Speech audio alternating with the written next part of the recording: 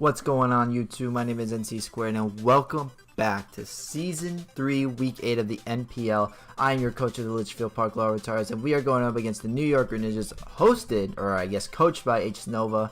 He's a really cool guy. I've had a chance to talk to him a few times, but we are going to get right into this battle. We are bringing a Life Orb, Tapu Lele, a Life Orb, Nidoqueen, a Life Orb. We're bringing a lot of Life Orb this week. Life Orb, Emboar, we got Mega Aggron, we got Leftover Jellicent, and we got Leftover Recovery with our Whimsicott here. Our Whimsicott definitely played out really well last week with Prankster. Hopefully we can get it this week as well. So we're going to get right on into it. There was a pretty good amount of hacks in this game, but it definitely came down to the wire at the last second, and I'll let you guys know why. But here it is. Let's go right into it. All right. So first off, we got Kill Lele leading off, and I get with the lead off with his Kieran Black. Now here's the thing: if I lead off with this Kieran Black, we both have a chance to speed tie, and with speed tie, it's obviously 50-50 who goes. But I try and predict. I go for the Moonblast here because Moonblast OHKOs no matter what. I try to predict with the Moonblast. But he goes on to his Registeel. I go for Moonblast. It doesn't really drop anything, and he identifies that I'm Life Orb. Now I'll go on to Jellicent. He goes for his Stealth Rocks, which I don't really have an answer to Stealth Rocks. He goes for Toxic. He misses, which is unfortunate. And I go for a Hex here, doing about 22% damage. He finally gets the Toxic off on my King Jelly, which is a female, of course, ironically. We got Quagsire going in. He goes for Scald, and this is when I realized he was unaware, which is good and not water absorbed. If it was water absorbed, I'd be a little bit, I guess, not a little bit insecure because I don't really have an answer to a Quagsire with my Jellicent. So being, I guess, water absorbed was really nice. I would have rather gotten the Toxic instead of the Burn. I was lucky enough to get the Burn turn 1. But I really wanted that Toxic because if that got that Toxic, it would have done a little bit easier, and it wouldn't have done what it did in the beginning to me. So I go for a Hex here as we take our recoveries. I go for a Hex. He does 51%. He goes for recovery and just easily recovers it all up. There's no real point of me staying here. I go for recover quite a few times. I go for Hex quite a few times, and he goes for recover just an immense amount of times. If I had gone for Toxic and gotten Toxic on this thing, it would have been a different story. I go for Kill Lele here, predicting him to recover up again, and I'm predicting him to go into his Registeel here, and I believe I go for I go for Energy Ball to see what he does, but I do believe I switch out again into my Jellicent, and I wall this thing again. He goes for Iron Head, which is heavily resisted. What I should have done here is I probably should have recovered, but he goes on to his Quag again. Actually, I do recover here. What am I talking about? I do take poison damage. He does take burn damage. And I go for Hex again. He does about 50%. Goes for recover. Same thing, stalling me out. But I end up breaking the stall in one way or another. I go for Whimsicott here as he switches out and he goes into his Registeel. Now, he does have Iron Head, and I do go for Leech Seed. He goes for Iron Head. It doesn't do a lot of damage because he is burned, so I get that recovery back, easy peasy McSqueezy, and I go for a Moonblast here trying to get the kill, but he goes into his Gliscor instead to get that Toxic Burn, knowing that it was a really good play. I go into my King Jelly here, going for the Taunt, which isn't really that bad. I can easily go for a Scald on this thing and kill it. He goes out into his Registeel to sack this thing off, and his Scald burns, and now he no longer has an answer to my Tapu Lele, which is fortunate for me. So he goes out into his Kieran Black, and he goes for I guess what's it called? Fusion Bolt. He goes for Fusion Bolt and kills Jellicent no matter what. I wish I had stayed in, or hadn't stayed in, or probably had Protect or something. But it's whatever at this point. I go into my Mega Aggron here, predicting him to just do for the same thing. Just go for a physical attack because he has shown he is a physical attacker.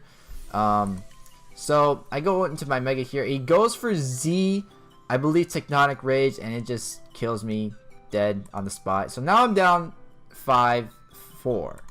So I go into Tapu Lele here. He switches out again. He goes to his Quagsire. I go for Moonblast. It literally does a lot of damage. And I just go for another Side Shock here, killing him no matter what. It hits everything on his team if he wanted to switch out. He goes into a Gardevoir here. Now, I didn't really prep for this kind of Gardevoir. You're going to see why in a second. I believe I'm max speed Tapu Lele to tie the speed with Kyurem Black. And I realize here that his Aerial is a Scarf Gardevoir. And that's kind of a problem. I'm not going to lie. So, I do go out here. I do go for the Leech Seed to get that Leech Seed, I guess, steal back. I go for Tailwind here, making him a little bit fearful of the Tailwind, knowing that now that I have Tailwind up, I do get that special attack drop, fortunately enough.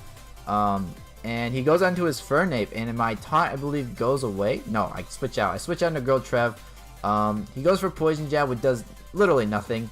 It does about 6.6. He goes into his Kyurem Black. I go for the Earth Power. Does quite a bit of damage. Does about 43. And now here is where the complete, utter MVP of this team, the game happens right here. So, I go for a Focus Blast here. Maybe I will live. Maybe I won't. He probably shouldn't go for Ice Beam here, but he does. He probably should have gone for either Earth Power or Earthquake, whatever he had. But he goes for Ice Beam, and I live on 2%. Now, I did go for Focus Blast, and I'm like, okay, I'm a little hyped. If I land this Focus Blast, it's gonna be lit as fuck. I land my Focus Blast and I kill the Kyurem Black. It's lit in my head right now. I am jumping out of my seat right now. It is lit. It is all kinds of hype.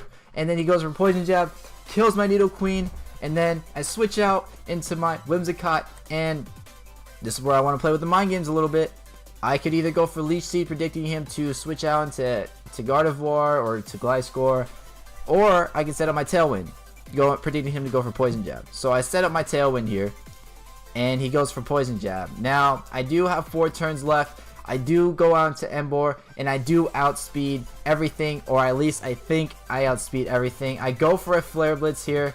I kill his Kakarot and Fernape. I do take a lot of recoil damage. He goes down to his Gardevoir, he traces Reckless, and I'm not max speed Emboar, I'm max HP, and I died to a Side Shock, which is unfortunate.